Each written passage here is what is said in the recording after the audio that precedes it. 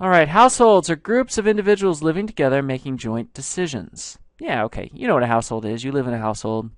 All right, it's your family. Households supply labor, all right, which businesses purchase and governments govern. They also supply capital. So households own all the stuff. Basically, the whole point of an economy is to supply the households with consumer goods. All right, there's no real point in producing anything other than consumption. The largest source of income for households is wages and salaries. So basically, labor is the main thing households sell, but they also have other stuff, like, for example, capital. In an economy, households vote with their dollar to determine business. So if you like the widget, you buy it. If you don't like the widget, you don't buy it. If the company's widgets get bought, it stays in business. If they don't, they go out of business. And we use this vote with the dollar to determine what should be produced. Besides being suppliers of labor, households make a significant number of decisions in the economy. For example, they decide what to buy. They decide who to vote for in the government.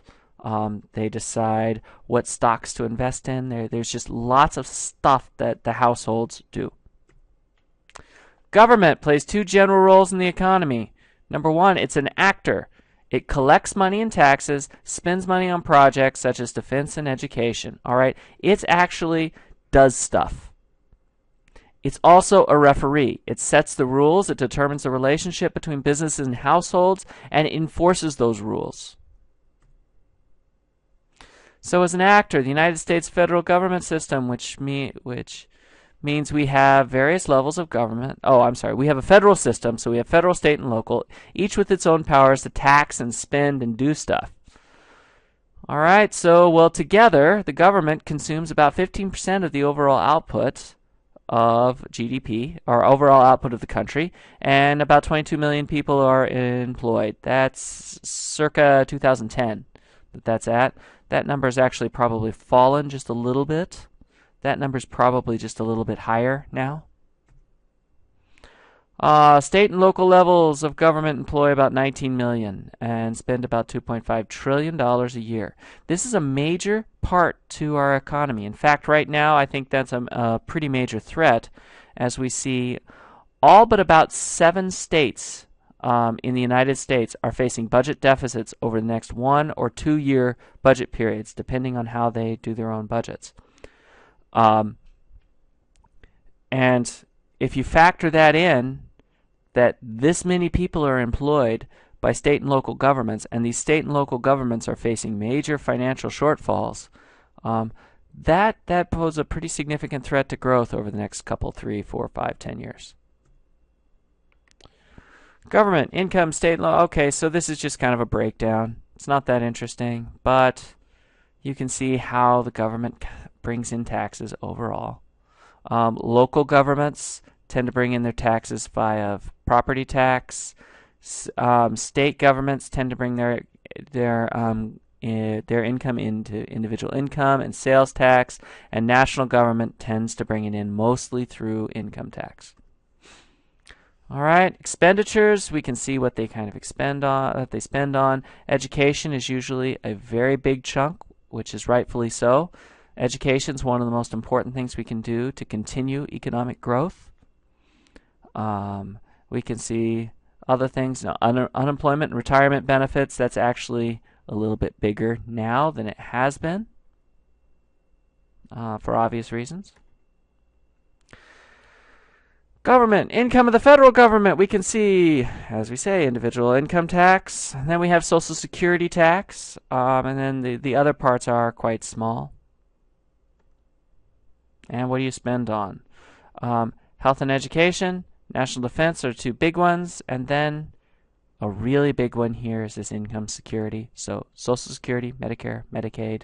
That's becoming a bigger and bigger chunk. So government as a referee sets the rules and the laws. So some examples. Businesses have to comply with equal opportunity labor laws. So as a business, they can't decide, we don't want to hire people of X ethnicity, so we're not going to. All right. If you have a qualified candidate, you cannot take gender, race, sexual orientation, or any of that stuff into account by law. Many working conditions are subject to government regulations, such as safety. We have an organization called OSHA, which is a part of the federal government, that regulates worker safety and safety conditions. Now, do they do a good job? Sometimes yes, sometimes no, but they still do it. Businesses cannot meet with other businesses to agree on prices. They will change. Okay, yes. So here's an important thing to know about price fixing. The Sherman Antitrust Act makes, actually Section 1 of the Sherman Antitrust Act makes price fixing a per se violation. So if, let's say there were 3 gas stations in town, and they say, the nearest gas station is 30 miles away. We could all get together and charge $4.50 a gallon. All right? If we all charge $4.50 a gallon, everybody's going to pay it. Because, they're not going to drive 30 miles away to save 50 cents or 60 cents a gallon. They say, yeah, that sounds like good idea. And then, well, the sheriff comes and sees this and takes them all to jail because, well, first of all, you can be put in jail for doing that. And second of all, well, they can be charged pretty significant fines plus lots of damages that can be, punitive damages that can be charged against them. So it's a bad idea.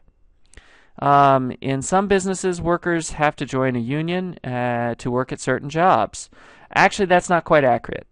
You can be forced to pay local union dues. You cannot be forced to join a union.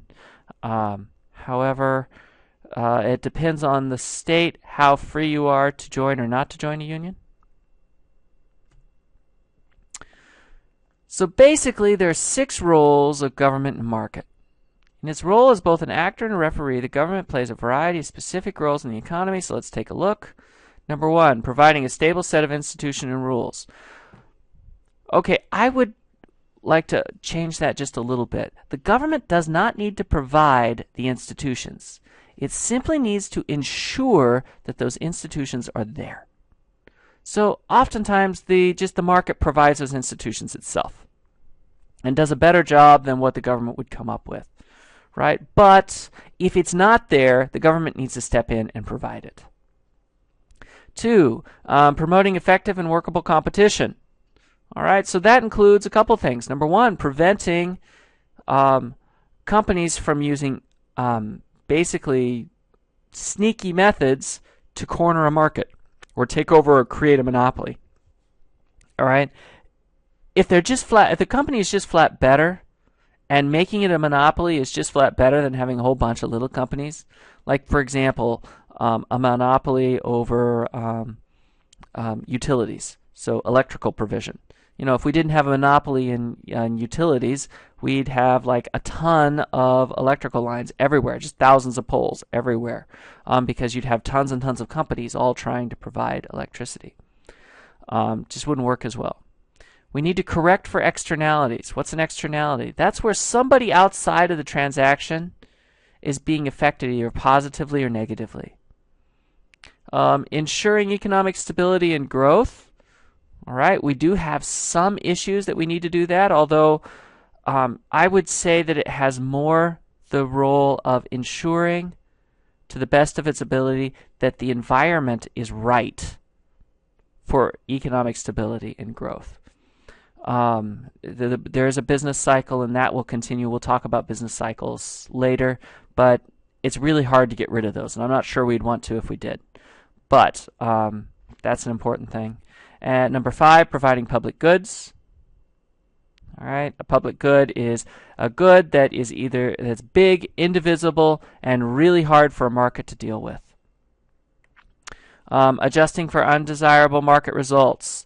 Sometimes we have undesirable market results. Like, for example, during the Great Depression, it's been argued that the unemployment during the Great Depression was entirely voluntary. That if everyone would simply have accepted a lower wage, that they would have, been able to find a job.